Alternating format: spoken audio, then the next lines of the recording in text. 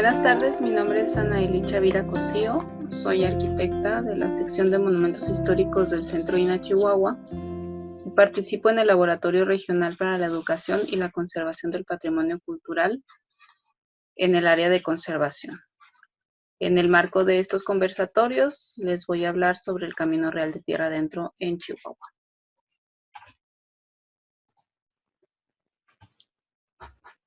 En esta plática abordaré de manera,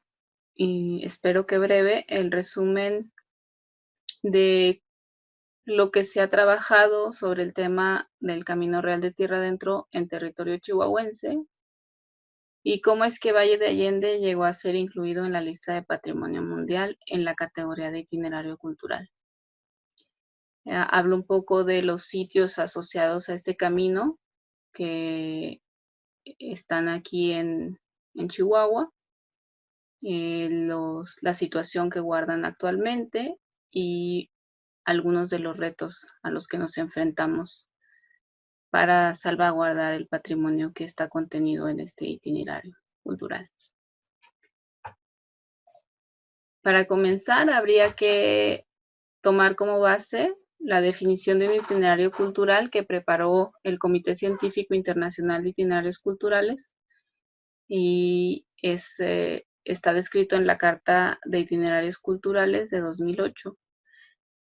y señala que el itinerario cultural es toda vía de comunicación terrestre, acuática o de otro tipo, físicamente determinada y caracterizada por poseer su propia y específica dinámica y funcionalidad histórica al servicio de un fin concreto y determinado, y reúne algunas de estas condiciones. Ser el resultado y reflejo de movimientos interactivos de personas, así como de intercambios multidimensionales, continuos y recíprocos de bienes, ideas, conocimientos y valores entre pueblos, países, regiones o continentes a lo largo de considerables periodos de tiempo. También por haber generado una fecundación múltiple y recíproca en el espacio y en el tiempo. Y en el espacio y en el tiempo, de las culturas afectadas que se manifiesta tanto en su patrimonio tangible como intangible, además de haber integrado en un sistema dinámico las relaciones históricas y los bienes culturales asociados a su existencia. Para definir en términos generales este Camino Real de Tierra Adentro del que vamos a hablar ahora, o el que también ha sido conocido como el Camino de la Plata, podemos hablar de una ruta histórica que tiene aproximadamente 2,600 kilómetros que parten de México hasta la ciudad de Texas y Nuevo México hasta los estados de Texas y Nuevo México en los Estados Unidos de Norteamérica. Esta ruta fue utilizada entre los siglos XVI y XIX como un camino que servía para transportar la plata extraída de las minas de Zacatecas, Guanajuato y San Luis Potosí, así como de otros centros mineros, y también como el mercurio importado de Europa. Si bien su origen y su utilización están fuertemente vinculados a la minería, el Camino Real de Tierra Adentro también propició otro tipo de interacciones, como el establecimiento de vínculos sociales, culturales y religiosos entre la cultura hispánica y las culturas amerindias. En términos de abordaje académico, podemos decir que el año de 1994 marca el inicio en el que el Instituto Nacional de Antropología e Historia suscribe acuerdos con diferentes instituciones en México y Estados Unidos con el fin de conservar la ruta histórica del Camino Real de Tierra Adentro, que dio origen a poblaciones, como ya lo mostramos, en ambos lados de la frontera. Esta alianza interinstitucional se concreta en el denominado programa Camino Real de Tierra Adentro, y a raíz de él, en los años subsecuentes, se realizaron diferentes eventos como coloquios de intercambio académico, algunas ferias de libro, reuniones de museos, seminarios, talleres de arquitectura de tierra o los famosos seminarios internacionales de conservación y restauración de arquitectura de tierra, por sus siglas CICRAT o TICRAT cuando es taller, así como algunas reuniones sobre la elaboración de planes de manejo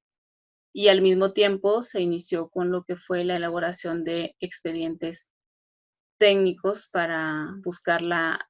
inscripción como Patrimonio de la Humanidad, tanto como en México como en Estados Unidos. Para 1996 se inaugura el Museo de las Culturas del Norte en Casas Grandes, Chihuahua, y en 1998 se declara la zona arqueológica de Paquimé como Patrimonio de la Humanidad. Para el año de 2001 se incluye el Camino Real de Tierra Adentro en la lista indicativa de Patrimonio Mundial, un paso previo que había que dar para poder lograr la inscripción. México desde entonces siguió trabajando en el expediente técnico para esta inscripción y se publicaron entonces instrumentos legales de protección a los sitios asociados dentro de la ruta. Tal fue el caso para Chihuahua con las declaratorias federales de zonas de monumentos históricos en los municipios de Hidalgo del Parral y Allende, en Chihuahua. En 2003 se inscriben en la lista de Patrimonio Mundial la ciudad de San Miguel de Allende y las misiones de la Sierra Gorda en Querétaro. Y se crea el Museo de Camino Real en Socorro, Nuevo México, entre otras acciones que se derivaron de este mismo programa. A principios de 2009 se presenta el expediente técnico ante el Centro de Patrimonio Mundial de la UNESCO y entonces, hacia el 1 de agosto de 2010, se anunciaba con mucho orgullo la inscripción en la lista de Patrimonio Mundial a este itinerario cultural Camino Real de Tierra Adentro. Con este anuncio y el reconocimiento que internacionalmente recibe México, pues también hay una sorpresa. Chihuahua, pese a contener 1/3 del recorrido de este Camino Real de Tierra Adentro y ser un punto de enlace de la ruta hacia el norte, con Estados Unidos de Norteamérica, solamente se enumera el pueblo de Valle de Allende dentro de los 60 sitios enlistados por México para su inscripción en la lista de Patrimonio Mundial. Para entonces, pues ya habían estudios previos que indicaban que había más de 30 sitios asociados al Camino Real de Tierra Adentro en el territorio estatal. Sin embargo, en el expediente técnico queda solo Valle de Allende y se incluyen 10 sitios más en lo que se denomina como lista indicativa, que serían 10 sitios posibles, con posibilidades de ser incluidos en algún tipo de adenda a este expediente. En Chihuahua, entre 2008 y 2012, se seleccionaron 15 sitios asociados al Camino Real y fueron propuestos por el Instituto Nacional de Antropología e Historia en su centro estatal en Chihuahua, para trabajarse como una primera etapa en el seguimiento a esta inscripción. Entre esos sitios está el municipio de Santa Bárbara con el templo de Santa Bárbara y lo que tiene que ver con este primer asentamiento que se da en 1564 y cuya fundación se establece hacia 1563. Un real de minas y un paisaje cultural muy importante en el sur de Chihuahua. En el municipio de Coronado está la ex hacienda de San Francisco Javier del Río Florido Coronado, fundada en 1723, y una edificación que se identifica como el Mesón de María, utilizado por los viajeros, así como un molino y un rebote, juego tradicional traído por los colonos vascos. En el municipio de Hidalgo del Parral, el sitio donde está declarada la zona de monumentos históricos, pues se tiene lo que es la mina La Prieta. El descubrimiento de esta veta mineral origina este asentamiento, este real de minas, hacia 1631. San Francisco de Conchos es un asentamiento con origen en una misión, la misión de San Francisco de Conchos, y pues tiene algunos rastros de infraestructura hidráulica como este acueducto. En el municipio de Jiménez tenemos un espacio de carácter presidial para proteger la mercancía que circulaba por este camino. Ya no quedan vestigios del presidio de Nuestra Señora de las Caldas de Huejuquilla, que se data en 1752, sin embargo, pues tenemos otros elementos arquitectónicos ya hacia el siglo XIX, como el Templo de Santo Cristo de Burgos. En Camargo, fundado en 1797, tenemos todavía el Templo de Santa Rosalía de Camargo, datado en el siglo XVIII. Y esta otra capilla de hacienda que está en el mismo municipio, la Hacienda La Enramada. En el municipio de La Cruz tenemos otro elemento que es un tramo original del Camino Real y el Templo de la Virgen del Refugio. Más al norte, en el municipio de Rosales, o antiguamente conocido como Santa Cruz de Tapacolmes, es un pueblo de misión fundado por frailes franciscanos hacia 1714. También tenemos el vestigio de un acueducto que está asociado al funcionamiento de un sistema productivo y diferente tipo de infraestructura que todavía queda aquí. En la capital del estado, en Chihuahua, tenemos este centro histórico, un Real de Minas que todavía goza de una de las catedrales más septentrionales de México, la Catedral de Chihuahua. Y tenemos también por ahí lo que viene siendo la Cueva de las Monas,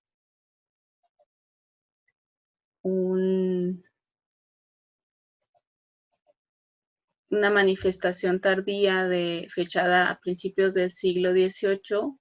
que estaría en un régimen de un sitio de arte rupestre,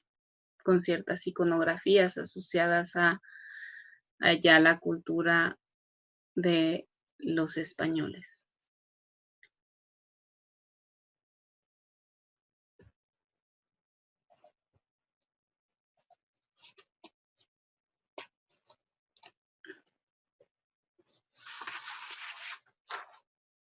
En Aquiles Cerdán, en el municipio de Aquiles Cerdán, tenemos otro Real de Minas que hacia 1652 el capitán Diego del Castillo hace el denuncio de una mina de plata. Este lugar tuvo un gran auge minero y en la extracción de plata. Es en realidad el motivo por el cual se logra la fundación de la Villa de San Felipe del Real en Chihuahua. En el municipio de Ahumada tenemos el templo de lo que fue un presidio, el presidio de San Fernando de las Amarillas del pueblo de Carrizal, un pueblo originado en principio como una hacienda hacia 1740, la hacienda de los Dolores, y hacia 1758 fue que se establece el presidio que resguardaba, como les digo, en un sistema presidial para defensa de las mercancías y resguardo de las mercancías que circulaban por este camino. En el municipio de Juárez tenemos el paraje de Samalayuca, un espacio con petrograbados que en algunos casos advierten restos de pintura con figuras humanas y de animales.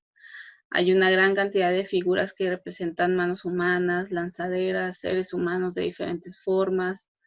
borregos, serpientes, puntas de flecha, estrellas, lunas, soles, plantas, círculos y peyote. Está como área natural y sitio de manifestaciones rupestres, si bien no está exactamente en el camino, es un lugar que desde donde se puede apreciar en la zona del desierto de Chihuahua la ruta de este camino.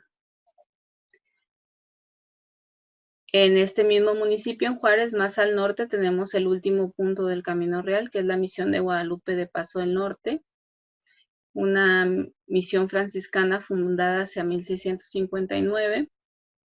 que sería el último punto por el país dentro de este Camino Real. Si bien una vez que hacemos la revisión de estos sitios y de todos los que a lo largo de la investigación que en el Centro INA Chihuahua y las diferentes instituciones a raíz del programa del Camino Real de Tierra Adentro, se tienen distintas temporalidades de los sitios, los elementos que les he compartido ahora no necesariamente eh, están relacionados de una manera cronológica coherente. Eh, no sería posible a todos determinarlos como componentes integrales del Camino Real de Tierra Adentro. Sin embargo, hemos intentado que las investigaciones se enfoquen un poco más en la profundización de esta explicación estratigráfica en el tiempo y geohistórica de este itinerario cultural en Chihuahua. Es necesario que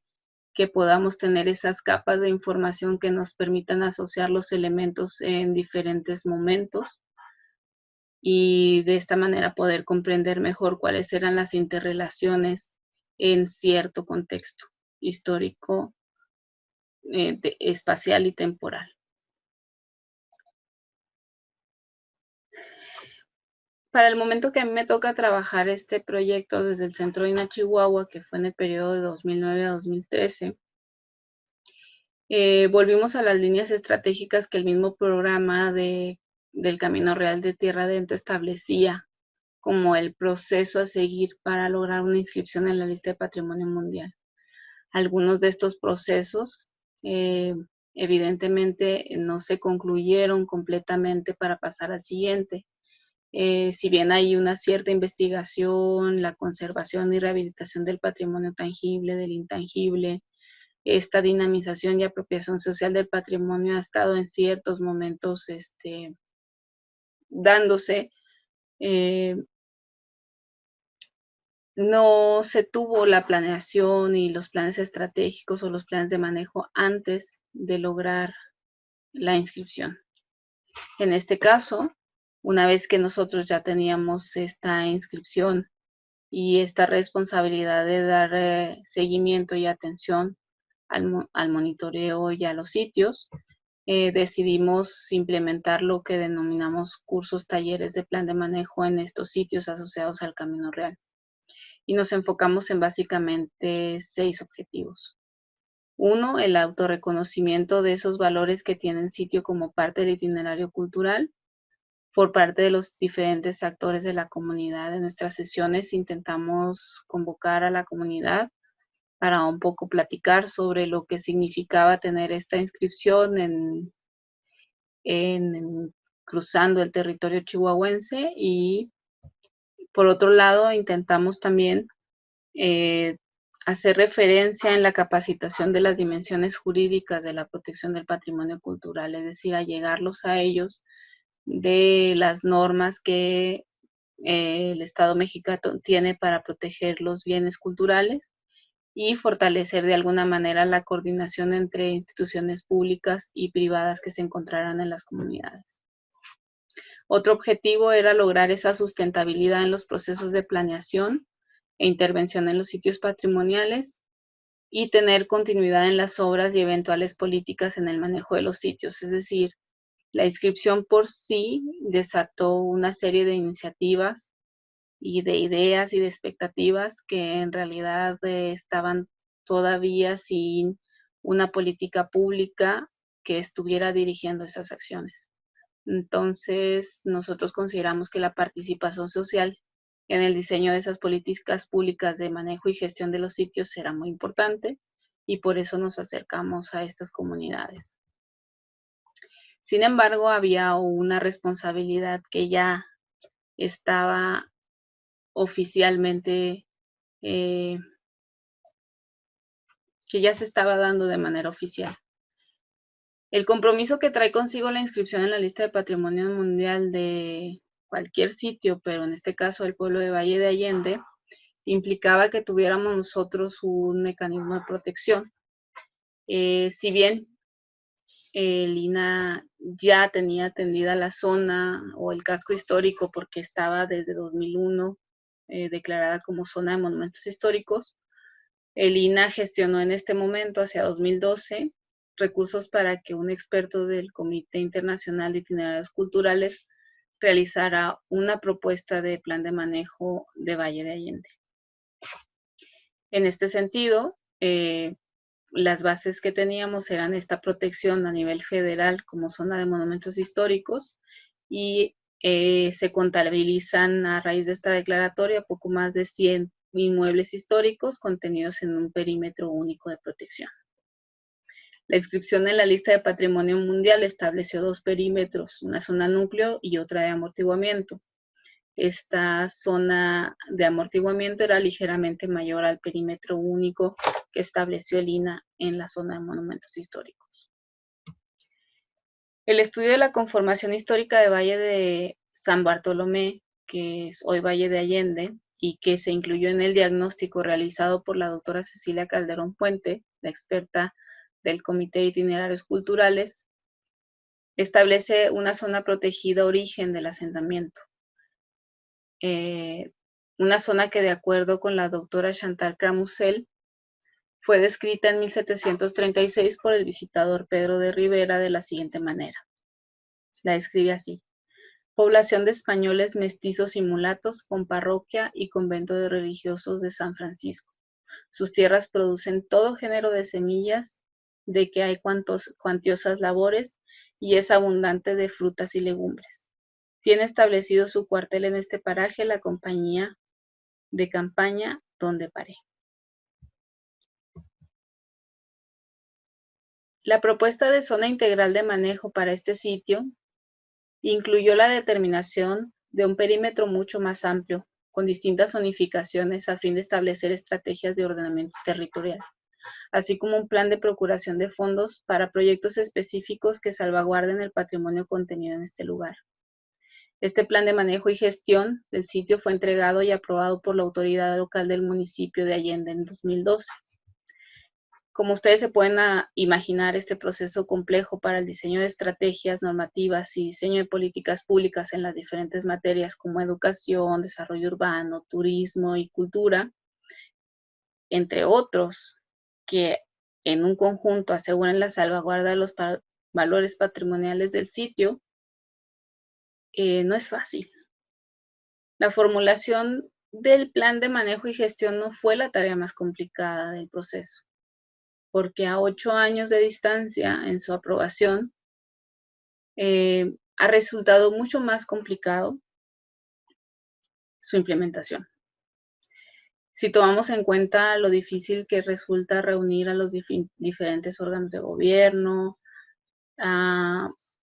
consensuar acuerdos, aplicar las estrategias definidas o diseñadas por los expertos, así como el desarrollo de una política pública en materia de patrimonio cultural, pues no ha sido una tarea fácil. Esta parte de la implementación es una de las partes más rezagadas y que, a pesar de contar con un documento muy valioso en el sentido de que ya marca un criterio, pues no ha podido aplicarse de manera completa. Aquí es cuando nosotros hacemos un recuento de esta década que ha transcurrido desde la inscripción en la lista de Patrimonio Mundial. Esta categoría, nueva categoría patrimonial de la que México ya tiene un exponente, pues nos hace visualizar que es un elemento complejo que se enfrenta a contextos políticos, económicos y sociales que no necesariamente son muy alentadores. Los sitios históricos que se conformaron y consolidaron al paso del Camino Real de Tierra Adentro en estas tierras han sufrido cambios irreversibles, derivado de una actitud sociopolítica de autonomía frente al centro de la República, que tiene su mirada a veces puesta en la frontera norteamericana, que tiene una especie de imaginario en lo que debe ser una ciudad moderna o en el desarrollo de la ciudad, que bajo el pretexto o el cobijo de retos políticos partidistas y la negación o la visualización del patrimonio cultural como un problema para el desarrollo, justifican inversiones e intervenciones ilegales. Si bien acá se promueve una cultura de la legalidad, en tanto las mismas autoridades se sobreponen a las leyes que ya tenemos en México, de carácter internacional, federal y estatal, así como locales. Es decir, la aplicación de la ley es lo difícil. La ley puede estar, pero el Estado de Derecho es el que no está. De tal manera que la presencia del patrimonio edificado en los centros históricos hemos visto que poco a poco se va diluyendo, se va desdibujando y va desapareciendo del territorio chihuahuense. Cuando hacemos un recorrido en retrospectiva del camino de sur a norte, podemos citar casos como el de Santa Bárbara, donde la construcción de una capilla anexa en el atrio sin los permisos correspondientes dañaron vestigios de restos humanos que se encontraban en el sitio, en uno de los primeros camposantos de estos territorios, ¿no? Innumerables fincas en franco abandono, la ausencia de programas e incentivos que promuevan su mantenimiento preventivo como medida de conservación, o demoliciones furtivas, a veces realizadas por la misma autoridad, o estos proyectos que vamos a entrecomillar como regeneración de centros históricos que no toman en cuenta la traza histórica y que arrasan con manzanas enteras. Jiménez, en el municipio de Jiménez hubo un caso donde la edificación histórica se utilizó como banco de material. O en Chihuahua, edificaciones contemporáneas que compiten con monumentos históricos, y volvemos a esos proyectos de regeneración urbana y pasos a desnivel que afectaron y alteraron la traza urbana histórica de la ciudad. En Juárez, lo mismo. Aquí podemos tener una comparativa de la alteración a la traza urbana en torno a la misión de Nuestra Señora de Guadalupe de los indios mansos de Paso del Norte, en dos visuales aéreas en 1991 y 2013, que muestran cómo han ido desapareciendo algunas de las construcciones alrededor del templo de Misión.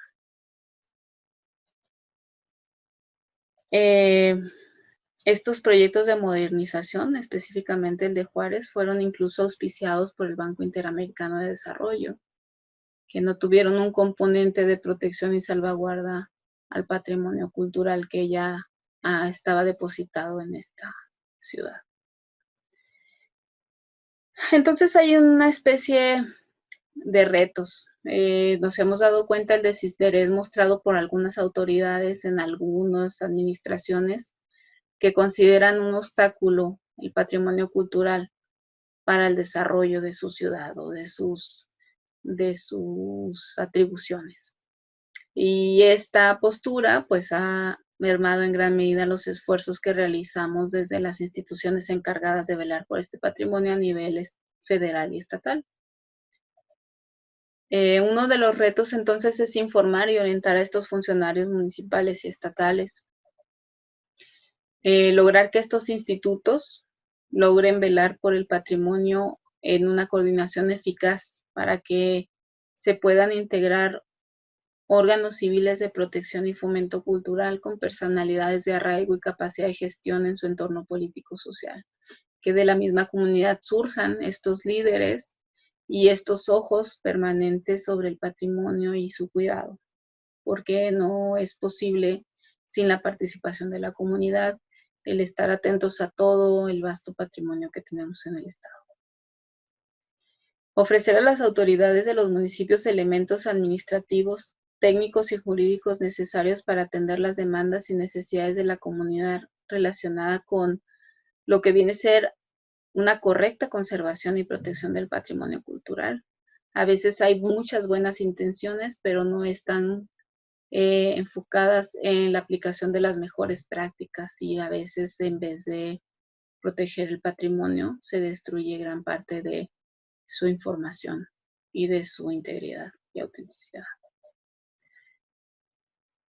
Una parte muy importante que consideramos desde el laboratorio y desde el tiempo que llevamos trabajando sobre el tema es el fortalecer los procesos de educación y vinculación con agentes involucrados en la protección de valores culturales de este itinerario cultural. Es decir, si la comunidad no está consciente de lo que hay que conservar, pues es difícil de que así logremos que este permanezca para futuras generaciones. Impulsar el establecimiento de políticas culturales y programas de rescate, conservación y difusión de los sitios que forman parte del Camino Real de Tierra Adentro en Chihuahua, pues es una tarea que ha continuado el Instituto a través de diferentes programas. Últimamente el programa denominado Hablemos del Camino Real de Tierra Adentro. Sin embargo, considero además que tenemos que tomar esa oportunidad que implica el refrendo de las relaciones multilaterales que den viabilidad a un programa de cooperación internacional. Cada vez los recursos son más escasos. El gobierno federal no tiene recursos asignados, sobre todo para algunos de los elementos que se requieren como estudios, planeaciones, levantamientos, diagnósticos, y creo que en ese sentido el laboratorio puede abonar, además de sumarse a lo que la creación del Centro Regional de Patrimonio Mundial en Zacatecas representa como una posibilidad de capacitación para el desarrollo sustentable y la administración adecuada de este patrimonio cultural contenido en este camino, en todos los estados que forman parte, pero especialmente en el territorio chihuahuense. Aquí les dejo parte de la bibliografía que se ha utilizado para la creación de esta presentación y les agradezco mucho su atención. Hasta luego. Gracias.